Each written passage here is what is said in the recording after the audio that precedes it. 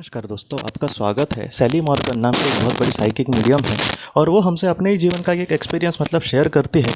सच बोलूँ तो दोस्तों, कभी कभी कुछ चीज़ें जो होती है बहुत जो बड़े लोग होते हैं उनको हम अलग नज़र से देखते हैं, लेकिन हम भूल जाते हैं कि वो भी हमारे जैसे एक इंसान है।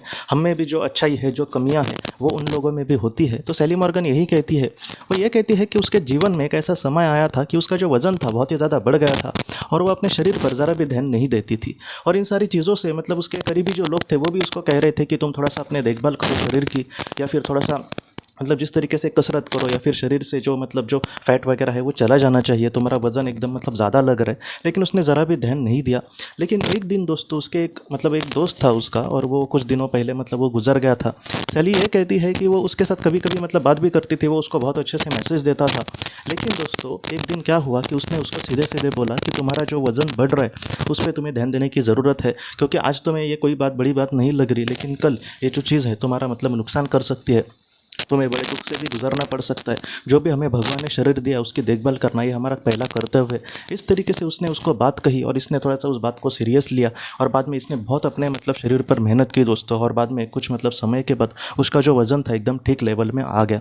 तो इस तरीके से मैं आपको ये बात इसलिए कह रहा हूँ दोस्तों, क्योंकि आज भी मैं खुद की भी बात करूँ तो मैं इतना बड़ा ध्यान देता हूँ ऐसी बात नहीं है, लेकिन फिर भी दोस्तों इस बात को थोड़ा सा गंभीरता से हमें लेना होगा। उसने भी वही कहा है कि उसको 4 लोग जब बोल रहे थे तब उसने ध्यान नहीं दिया, लेकिन किसी एक आत्मा ने बोलने के बाद क्यों बोलता है, आत्मा को इसलिए ज़्यादा वैल्यू दी जाती है दोस्तों, क्योंकि वो जो बोलते हैं ना उसके पीछे बहुत सारे कारण होते हैं।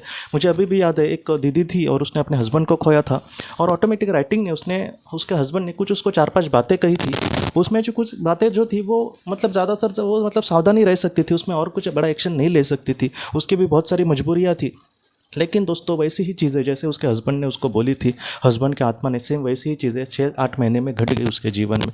तो इस तरीके से है बात दोस्तों। सैली भी यही कहती है कि जो आत्माएं होती है, अगर वो बात कर रहे हैं उनको फ्यूचर दिख रहा है। कभी कभी ऐसे भी देखा गया है कि जो आत्माएं हैं कुछ अलग संदेश देती है हमको, कि हमें पता नहीं चलता कि आखिर क्या बोल रहे हैं, लेकिन वैसी चीज़ें जब हमारे जीवन में हो जाती है तब हमें पता चलता है कि आखिर ये इस बारे में बात कर रहे थे। तो इस तरीके से चीज़ें जो है इसको हमें थोड़ी सी गंभीरता से लेना होगा, और जितना हो सके हमारे जीवन में जो भी महत्वपूर्ण चीज़ें हैं, जैसे अपने शरीर के देखभाल करना, या फिर और भी जो महत्वपूर्ण हमारे जो कर्तव्य, एक प्रकार का ये कर्तव्य ये है कि हम थोड़ा सा सेहतमंद रहे, तो इसको लेकर थोड़ा सा हमें गंभीरता से जीवन में आगे बढ़ना चाहिए दोस्तों।